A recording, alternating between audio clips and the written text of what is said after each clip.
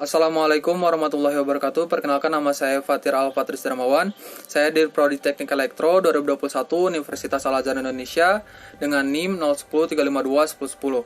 Di sini saya akan memperkenalkan alat ukur dan komponennya. Yang pertama yaitu alat ukur meter dasar 90 derajat seperti pada gambar berikut. Alat ukur tersebut adalah alat ukur arus atau tegangan DC. Kemudian yang kedua yaitu resistor. Resistor merupakan komponen elektronik yang memiliki dua pin yang didesain untuk mengatur dan juga menghambat suatu arus listrik, seperti pada gambar berikut. Kemudian yang ketiga yaitu ampermeter. Ampermeter adalah alat yang mempunyai fungsi untuk mengukur besarnya arus listrik yang mengalir. Cara penggunaannya dilakukan dengan menghubungkan secara seri. Alat ini akan memperoleh arus yang melalui penghantar yang terpasang pada rangkaian listrik.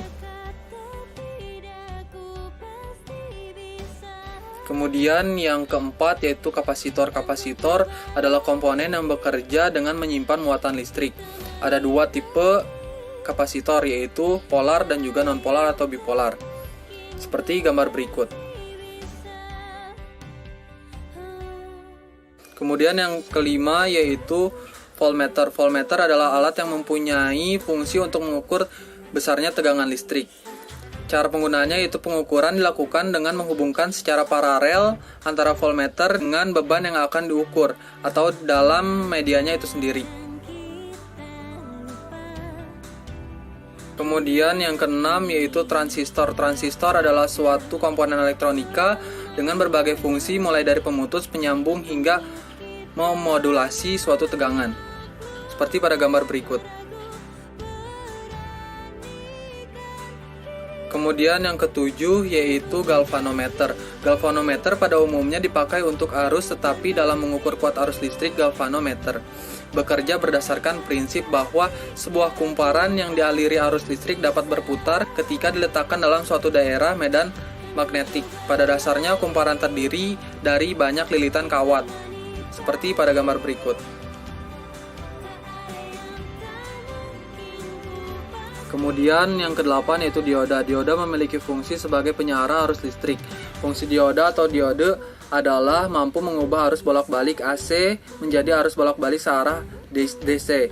Dioda memiliki fungsi sebagai penstabil tegangan, seperti pada gambar berikut. Kemudian yang kesembilan yaitu catu daya atau power supply.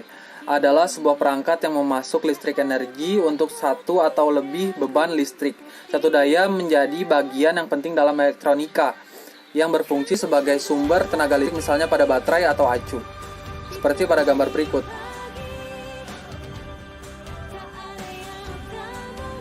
Kemudian yang nomor 10 yaitu induktor.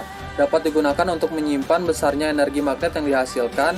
Kemampuan ini disebut dengan induktansi. Kemudian energi dari medan magnet tersebut dapat berubah menjadi tegangan listrik.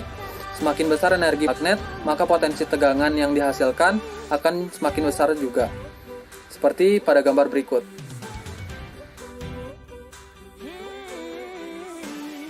Kemudian selanjutnya yaitu alat ukur multimeter.